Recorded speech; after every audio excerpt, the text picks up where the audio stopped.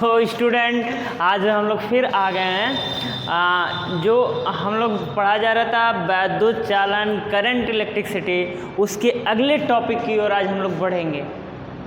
अगला टॉपिक क्या है कि किसी भी कंडक्टर में करंट कैसे फ्लो होता है।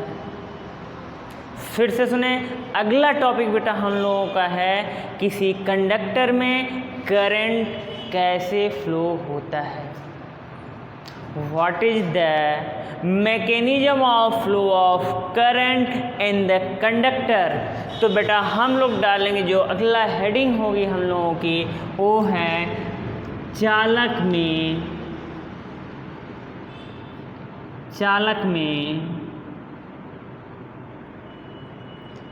वैद्युत धारा का प्रवाह।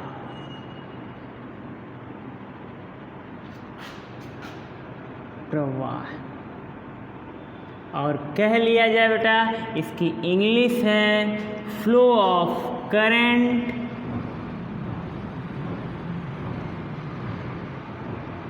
इन conductor. Flow of current in conductor. तो बेटा हम लोगों को बहुत आसानी से एकदम कहानी, इसको कहो तो आप ऐसे भी कह सकते हो कंडक्टर की कहानी क्या है, तो उसको आज हम लोग पढ़ा जाए। देखा जाए बेटा, सबसे पहले हम लोग को जानना क्या है कि कंडक्टर्स क्या हैं और इसमें वैद्युत चालन या वैद्युत धारा कैसे प्रवाहित होता है। तो बेटा ये हम लोग सब लोग जानते हैं कि जितने भी मटेरियल्स हैं, जितने भी पदार्थ हैं, वो छोटे छोटे पार्टिकल से मिलके बने होते हैं। पहले उन पार्टिकल को क्या बोला जाता है? अणु बोला जाता है, मॉलिक्यूल। यदि मॉलिक्यूल के अंदर की बात करें तो भी छोटे छोटे पार्टिकल्स होते हैं, उनको क्या बोला जाता है बेटा? एटम बोला जाता है, एटम परमाणु बोला जाता है। ठीक है बेटा, सबको पता है जितने भी पदार्थ बने होते हैं वो छोटे छोटे अणुओं से मिलके बने होते हैं। और अणुओं की और बातें किया जाए तो अणुएं जो होती हैं बेटा वो परमाणुओं से मिलके बने होते हैं। मतलब कि और जितने भी सबस्टेंस है वो छोटे छोटे कणों से मिलके बने होते हैं, जिनको परमाणु बोला जा सकता है ना बेटा। हाँ, तो अब परमाणु की यदि हम लोग बात करें तो परमाणु किससे मिलके बना होता है? तो परमाणु बेटा अपना किससे मिलके बना होता है? इलेक्ट्रॉन से, प्रोटॉन से, और क्या होता है तीसरा? न्यूट्रॉन से। तो अपना एटम जो मिलके बना होता है इलेक्ट्रॉन, प्रोटॉन और न्यूट्रॉन से मिलके बना होता है, जिसमें क्या होता है सभी परमाणु में बेटा एक नाभिक होती है, सबको पता है। न्यूक्लियस होता है, न्यूक्लियस में बेटा पॉजिटिव चार्ज प्रोटॉन होते हैं और न्यूट्रॉन होते हैं न्यूट्रल। यही नाभिक, यही न्यूक्लियस क्या पूरे एटम को मास प्रोवाइड करता है? बिल्कुल सही बेटा, आप समझ रहे हैं। अब इसके चारों तरफ क्या बेटा डिफरेंट डिफरेंट सेल्स होते हैं ना, इसके राउंड क्या होते हैं? डिफरेंट डिफरेंट सेल होते हैं, जिसमें कौन घूमता है? कौन घूमता है? कौन? इलेक्ट्रॉन घूमता है बेटा। पहले ऑर्बिट में 2 इलेक्ट्रॉन, पहले में बेटा कितने? 2 इलेक्ट्रॉन रह सकते हैं। दूसरे में कितने बेटा? 8 इलेक्ट्रॉन होते हैं। दूसरे में 8 इलेक्ट्रॉन हो सकते हैं। कितने हो सकते हैं बेटा? 8। ऐसे सब क्या होते हैं? ऐसे नाभिक के चारों ओर क्या बोलते हैं बेटा? इसको न्यूक्लियस बोलते हैं, इसको न्यूक्लियस बोलते हैं। ये क्या होता है? ये होता है ऑर्बिट। क्या होता है? कक्षक, कक्ष होता है ना। और ये इलेक्ट्रॉन है बेटा, अपना क्या है? इलेक्ट्रॉन है। ये सभी घूमते रहते। लेकिन अब देखो बेटा, ये धन आवेशित होता है, इलेक्ट्रॉन अपना कैसा होता है? ऋण आवेशित होता है। तो इनके बीच एक बल लगता है। क्या लगता है? इस नाभिक परमाणु में जो नाभिक होता है, नाभिक पे धन आवेश होता है और इलेक्ट्रॉन पे ऋण आवेश होता है, तो इनके बीच एक बेटा बल लगता है। कौन सा? वही बल, कूलाम वाला बल भाई, Q1 Q2 बाई R² एक बल लगता है।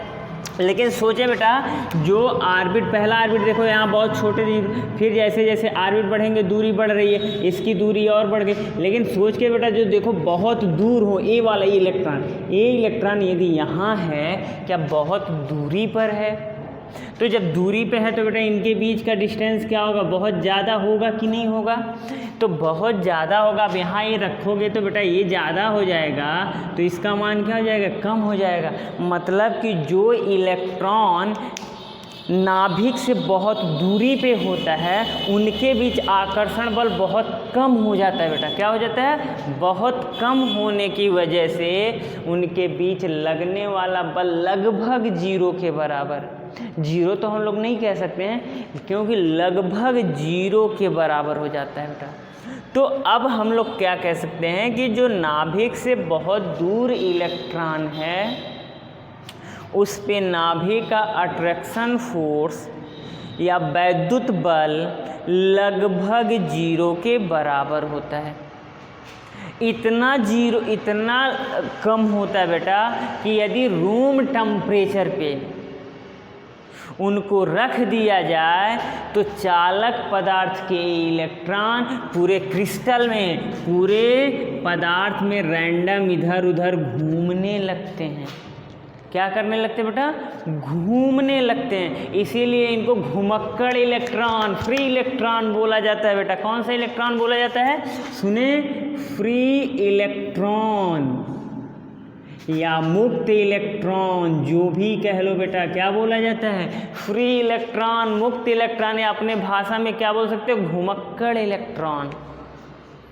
तो बेटा ये घुमक्कड़ इलेक्ट्रॉन ऐसे होते हैं कि अपने पदार्थ में, अपने क्रिस्टल में रैंडमली घूमते रहते बेटा चारों दिशाओं में। लेकिन ऐसे भी नहीं होते हैं कि अपने पदार्थ को छोड़ के बाहर निकल जाए ना, ये अपने घरों में ही घूमते रहते हैं। इसलिए इनको क्या बोला जाता है बेटा, फ्री इलेक्ट्रॉन।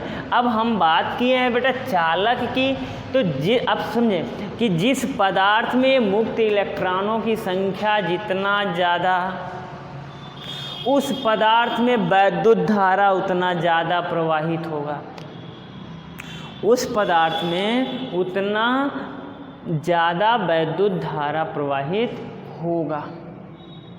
ऐसे समझो कि ये मुक्त इलेक्ट्रॉन गांव के, मोहल्ले के वो होते हैं कि जिनको 2 रुपए दे दो ये काम करवा लो, और क्या कर लो, 2 समोसे खिलवा दो ये काम कर लो। तो मुक्त इलेक्ट्रॉन को बेटा थोड़ा सा एनर्जी आ दो रूम टेम्परेचर पे, मैं बार बार बोल रहा हूँ, रूम टेम्परेचर पे ये क्या करते हैं, पूरे पदार्थ में घूमते रहते हैं। मुक्त इलेक्ट्रॉन समझ में आ गया बेटा। अब हम लोग जिस भी पदार्थ के बारे में वैद्युत धारा की चर्चा करेंगे वो किसके आधार पे करेंगे, मुक्त इलेक्ट्रॉन के आधार पे। क्या बातें बेटा क्लियर है, बिल्कुल। तो आगे सुने आप।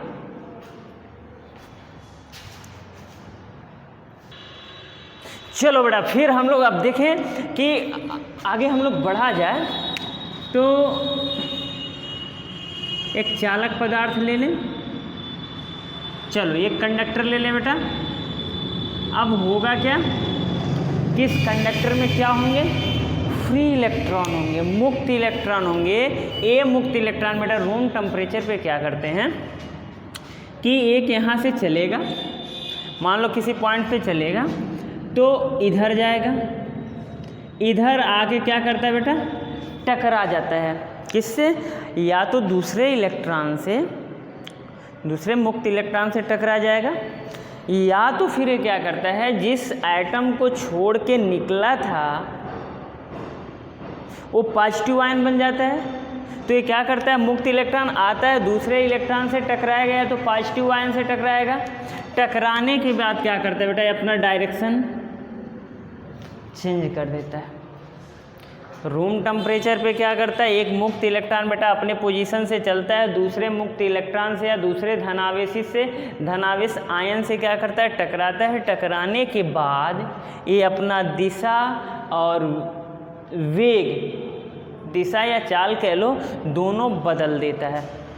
बदलने के बाद फिर क्या करेगा बेटा, दूसरे डायरेक्शन में जाएगा। यहाँ से क्या करता है बेटा, फिर टकराता है, फिर मुड़ जाता है, मुड़ने के बाद फिर जाएगा, टकराएगा, मुड़ जाएगा, फिर आके वापस आ जाता है। तो ऐसे क्या करता है ये, रैंडमली जिग जैग मोशन चारों दिशा में करता रहता है, जिसकी वजह से इसका परिणामी विस्थापन क्या होता है, शून्य होता है। और परिणामी विस्थापन शून्य होने के कारण इनका औसत वेग कह लिया जाए u1 plus u2 plus u3 up to un बेटा क्या होता है, 0 होता है।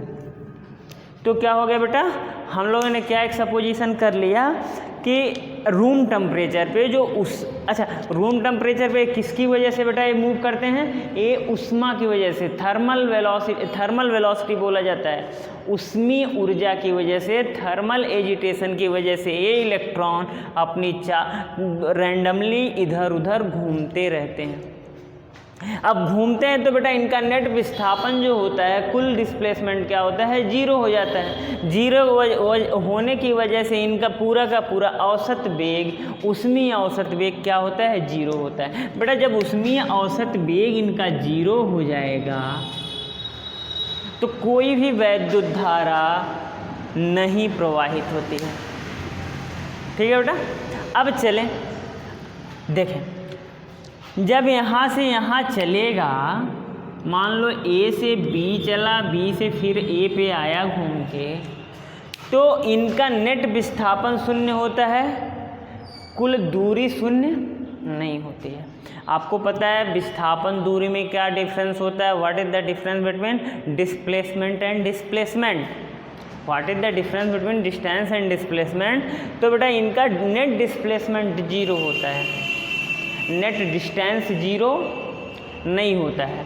तो इनके पास कुछ ना कुछ डिस्टेंस होता है, इसी डिस्टेंस का जो एवरेज ले लेते हैं, एवरेज जो ले लेते हैं उसी को बेटा बोला जाता है मीन फ्री पाथ।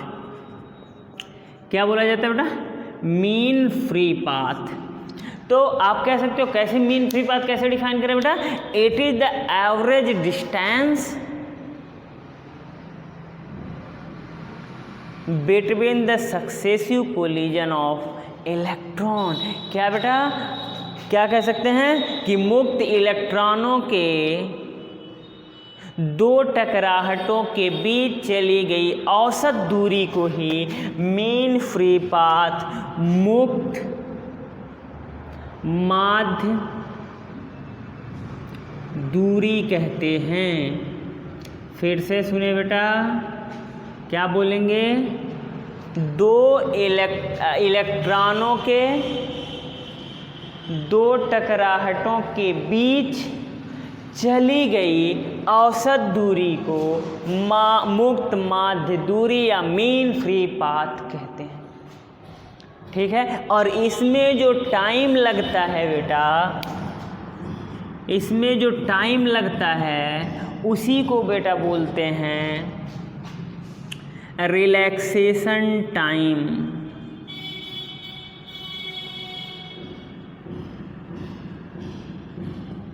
क्या बोलते हैं बेटा, रिलैक्सेशन टाइम, श्रांति काल। क्या बोलते हैं बेटा, इसको बोलते हैं श्रांति काल। आप समझ में आ गया। चलो बेटा, इतनी बातें हम लोग क्या क्या परिभाषाएं आ गई, माध्य मुक्त पाथ आ गया, मीन फ्री पाथ आ गया, श्रांति काल आ गया। अब चलो मान लो बेटा हमारे पास क्या हो गए, एक कंडक्टर के पास क्या होते हैं, फ्री इलेक्ट्रॉन होते हैं, घुमक्कड़ इलेक्ट्रॉन होते हैं ना बेटा। तो चलो मैंने इसे क्या किया, एक इलेक्ट्रिक फील्ड लगा दिया E। अब इलेक्ट्रिक फील्ड लगाने की वजह से क्या होता है, इसके जितने भी निगेटिव आयन हैं यानी मुक्त इलेक्ट्रॉन हैं, ऋणावेश हैं, उन पे ये बल लगाने लगेगा और उस बल की दिशा क्या होता है, इस वैद्युत क्षेत्र की दिशा के विपरीत होता है। फिर से सुने, इलेक्ट्रॉन जब हम लोग इस चालक पदार्थ पे इसको चालक ले लें, चालक पे जैसे ही बाह्य वैद्युत क्षेत्र में रखा जाता है तो इनके जितने भी ऋण आवेशित इलेक्ट्रॉन हैं वो एक साइड में कलेक्ट हो जाते हैं और जितने भी धन आवेशित है बेटा वो दूसरे दिशा में कलेक्ट हो जाते हैं।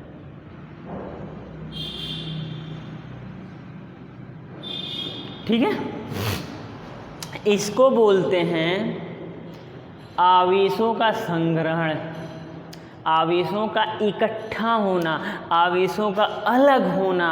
तो अब देखें बेटा, जब इधर धन आवेश है इधर ऋण आवेश है, ठीक है, तो इधर एक आंतरिक वैद्युत क्षेत्र उत्पन्न हो जाता है। क्या उत्पन्न हो जाता है बेटा? आंतरिक या बाह्य वैद्युत क्षेत्र जो हम लोग लगाए थे, ये क्या हो जाएगा? आंतरिक हो जाएगा। ठीक है, अब होता क्या बेटा, जितना बाह्य बल होता है उतना बाह्य वैद्युत क्षेत्र होता है उतना ही इसमें आंतरिक वैद्युत क्षेत्र किसी चालक पदार्थ के अंदर उत्पन्न हो जाते हैं। क्लियर है बेटा? अब जब उत्पन्न हो जाएंगे तो इन पे परिणामी जो बल हो, परिणामी वैद्युत क्षेत्र होता है बेटा, ये शून्य हो जाता है। तो आवेश क्या होते हैं? ऋण आवेश इधर आके कलेक्ट हो गए, धन आवेश इधर आके कलेक्ट हो गए। इसको एक्युमुलेशन ऑफ चार्ज बोलते हैं, एक्युमुलेशन ऑफ चार्ज। अब इसी को ला के बेटा बैटरी से जोड़ दो, एक तार से जोड़ दोगे तो सोच के देखो, ये इधर आने लगेगा और ये इधर। अब ये जब इधर फ्लो होने लगेगा बेटा, यही आवेश धन आवेश के प्रवाह की दिशा को ही तो वैद्युत धारा बोलते हैं। तो इसमें क्या प्रवाहित होने लगा? वैद्युत धारा प्रवाहित होने लगा। अब होता क्या है बेटा, यदि हम लोग बात करें इसके इलेक्ट्रॉनों की, इसमें तो सुने ध्यान से, इसमें जो ऋण आवेशित होते हैं, सुने, ये जो ऋण आवेशित इलेक्ट्रॉन होते हैं, मुक्त इलेक्ट्रॉन बेटा, जब हम लोग इसको बैटरी से जोड़ देते हैं, बाह्य वैद्युत स्रोत से जोड़ देते हैं, तो इन पर एक बल लगने लगता है। क्या लगने लगता है? बल। और आप जानते हैं बल क्या करता है? एक गति प्रदान करता है।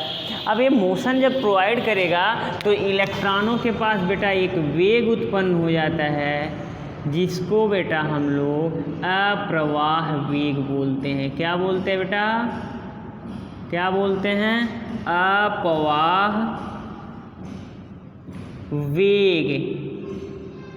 इंग्लिश में बेटा इसको बोलते हैं ड्रिफ्ट वेलोसिटी। तो क्या उत्पन्न हो जाता है बेटा? इन मुक्त इलेक्ट्रॉनों के पास एक ड्रिफ्ट वेलोसिटी उत्पन्न हो जाती है। इसी ड्रिफ्ट वेलोसिटी से इलेक्ट्रॉन भागने लगता है, एक सिरे से दूसरे सिरे की ओर भागने लगता है। और इलेक्ट्रॉनों का भागना दौड़ना ही तो क्या बेटा? वैद्युत धारा कहलाती है ना। समझ में आ गया? अब सुने, मान लेते हैं कि बेटा इलेक्ट्रॉन का आवेश कितना है? ई है। लगाया गया बाह्य वैद्युत क्षेत्र कितना है बेटा? ई है। तो इस पे जो बल लगेगा कितना हो जाएगा? F equal to E into E. क्यों बेटा? क्योंकि आप जानते हो जब हम लोग पहले चैप्टर में वैद्युत क्षेत्र की तीव्रता परिभाषित किया गया था तो E बराबर क्या था? F बाई क्यू था ना। अब Q के जगह पे E लेंगे तो इतना बल लगने लगेगा इस पे। ठीक है, तो अब देखें इलेक्ट्रॉन है, इलेक्ट्रॉन के पास कुछ मास होगा। इलेक्ट्रॉन के पास क्या होगा बेटा? कुछ ना कुछ मास होता है। तो मान लेते हैं कि इलेक्ट्रॉन का द्रव्यमान जो है, मास ऑफ इलेक्ट्रॉन द्रव्यमान जो है वो कितना है बेटा? me है। एक्सीलरेशन, इसमें एक जब वेग आ गया इसमें तो बेटा एक त्वरण आएगा। त्वरण मान लेते हैं कितना? a है। तो आप जानते हो न्यूटन का द्वितीय नियम ये कहता है कि F बराबर मास द्रव्यमान गुणे त्वरण ही तो बल होता है। तो यही बल किसके बराबर? वैद्युत बल के बराबर हो जाएगा। तो यहाँ से बेटा ए निकालेंगे तो ये चीज़ क्या हो जाएगी? भाग हो जाएगी इधर E by M E into E आ जाएगा। चलो समीकरण 1 मान लेते हैं। समीकरण 1 वहाँ माने तो बेटा समीकरण 2 मान लें। अब देखें होता क्या है, यदि आवेश का क्या बेटा अप्रवाह वेग ड्रिफ्ट वेलोसिटी vd है तथा श्रांति काल का नाम सुने ना बेटा, श्रांति काल क्या बेटा टाउ हो। तो बेटा होता क्या है, त्वरण होता है वेग परिवर्तन की दर, और यही E by M E into E है। तो चलो बेटा यहाँ से टाउ टाउ टाउ इधर आ जाएगा, मल्टीप्लाई हो जाएगा, तो ड्रिफ्ट वेलोसिटी वीडी कितना आ गया बेटा, देखिए E by E into tau हो गया। देखें E by M E into tau. अब देखें यहाँ से क्लियरली है कि बेटा देखें और सेट कर लें हम लोग, देखें V D equal to E by M E कर लें इंटू टाउ कर लें ई कर लें, तो क्या कह सकते हैं, अभी हम आपको बताएंगे कि वी डी क्या है, directly proportional to electric field. अब बेटा यहाँ से असलियत में देखो, अब सोच के देखो कि जैसे जैसे वैद्युत क्षेत्र की तीव्रता बढ़ेगी, मतलब चालकों के ऊपर लगाया गया विभवांतर जैसे जैसे बढ़ेगी, क्या ये ड्रिफ्ट वेलोसिटी यानी यह प्रवाह वेग बढ़ेगा कि नहीं बढ़ेगा। और अप्रवाह वेग बढ़ना ही क्या वैद्युत धारा देता है। बिल्कुल क्लियर है बेटा। अच्छा और सुने, मान लेते हैं कि किसी भी टाइम ई की वैल्यू 0 है। यदि ई की वैल्यू 0 होगी बेटा, तो क्या ड्रिफ्ट वेलोसिटी 0 होगी कि नहीं। यदि ड्रिफ्ट वेलोसिटी या प्रवाह वेग 0 होगा तो वैद्युत धारा बहेगी क्या, नहीं ना। समझ में आ रहा है, कोई दिक्कत। चले बेटा, तो अब ये फॉर्मूला हम लोगों को याद रखने हैं कि किसी भी चालक पदार्थ में जो अप्रवाह वेग होता है वी डी, ये क्या होता है, ई इलेक्ट्रॉन का आवेश कैपिटल ई लगाया गया चालक पर वैद्युत क्षेत्र, एम क्या है, मास ऑफ इलेक्ट्रॉन, और टाउ ई क्या है बेटा, टाउ ई असलियत में इलेक्ट्रॉन के टकराने का औसत समय है, जिसको क्या बोला गया था, रिलैक्सेशन टाइम, शांति काल। क्या बेटा यहाँ तक कोई दिक्कत। चलें, कोई दिक्कत हो तो बेटा आप कमेंट सेक्शन में बताएं, अगले वीडियो में अगले लेक्चर में इसको सुधार किया जाएगा। ओके।